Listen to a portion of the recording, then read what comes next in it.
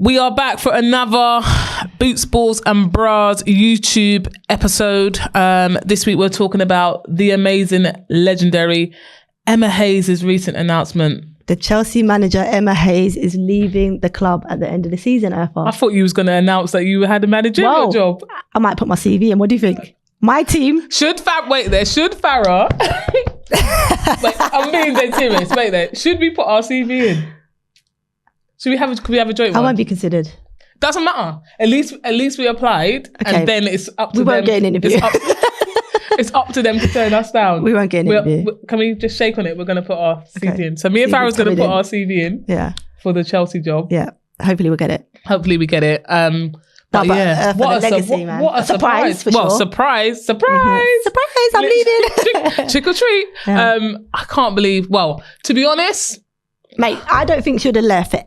I mean, look, it's not factually that she's going to the US for the national team job. It's rumoured that she's going there. But I don't think she would have left Chelsea for any other job. When you consider lifestyle... any other women's job? Women's job. Yeah, women's job. Okay. Yeah, any other women's job. Okay. Apart from the England job, I would have liked to see her manage England. But of course, we've got Serena Wiegman, who's doing a fantastic job. Yeah. In the women's game, there's no bigger job than the US national women's team. And you think, I mean, I've not played out there, but all the players that come back, even when you played out there yourself, and you talk about the treatment of you as a person, take out the athlete, take out the manager, whatever it might be, the treatment as a person, lifestyle, everything is in place. It's perfect, right? Like you can elaborate because, as I said, I've not played out there, but from what I hear, it's perfect for her. It is. It's like, yes, we're a football loving nation here, but in terms of women's football, women's soccer out in Don't America, use that word ever again in this studio. It is like massive, like the lifestyle, just the commitment to games, like the fandom, like everything around it is already like not in line with the Premier League, but it is so far ahead of our game here. So far ahead of where our game is here. Like when girls are born, they think that's like one of the key professions that they can potentially be in terms of like a professional football player. And in terms of Emma Hayes, like we've talked about the US team and how they've sort of declined and had that transition. She knows that league. She's managed that. She knows players. The rest of the world need to be worried because if they get a manager like Emma Hayes in the US, they're gonna start running away with some titles. It's gonna be so crazy, and I mean she's gonna have an eye on the ball. On again for them. They dominate for years. They're gonna dominate for years.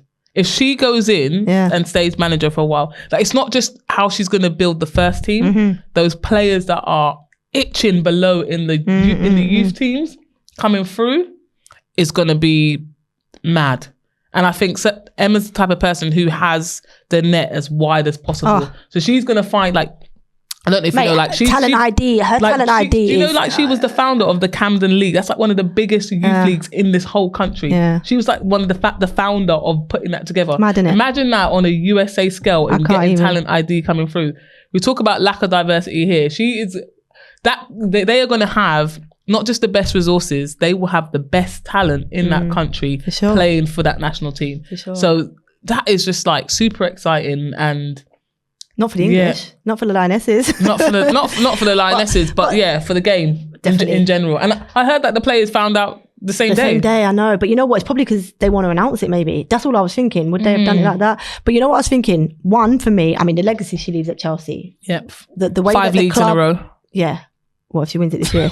The way that the club stuck by her in the early days and really committed to her development and how the project. Because you think 11 years she's been at Chelsea and what she's done and the force that they are now. Yeah. Like, it's crazy to think like they are winners. Like every player that she's brought in, she turns them into winners. They win repeatedly year after year. But for me as a Chelsea fan, Urfa, who is going to replace her? Because you know how I see it? The only compliment, it's like the compliment for her is that she is like the Sir Alex Ferguson, Arsene Wenger's of the men's game. That longevity she had at a club, the trophies won at the time, what they built.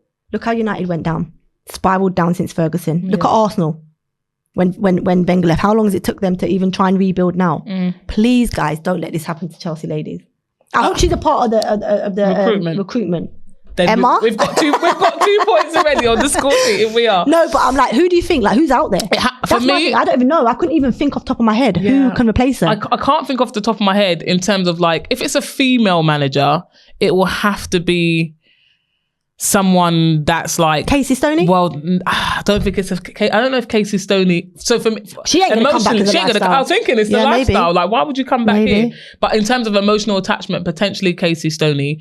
But I'm just trying to think outside of that. I think it has to be a male manager in terms of the pool of talented managers to come in, and maybe because I think it has to be big. They have to make a statement. It has to be big. It has to be a different approach.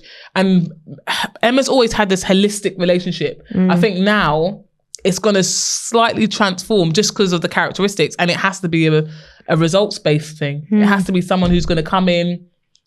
The talent's already there, making the talent work for them, and then being able to build those relationships. Because most of the players, Emma would have built relationships over a number of years, and that's why they're where they are now in terms of that relationship, but also having that performance. This manager isn't going to have that time to build that relationship, so they have to come in and still keep up that performance.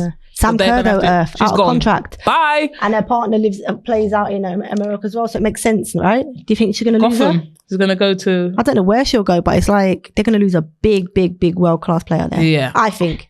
I hope I'm wrong. If she goes Barcelona... Boy. That's a problem. That's a problem. That's a big problem. So that means America's going to dominate in terms of world football. Barcelona's going to dominate in terms of European football. And Bristol City might win the WSL. Maybe. Thank you for watching our YouTube special. Head over to Acast to listen to the full episode, guys.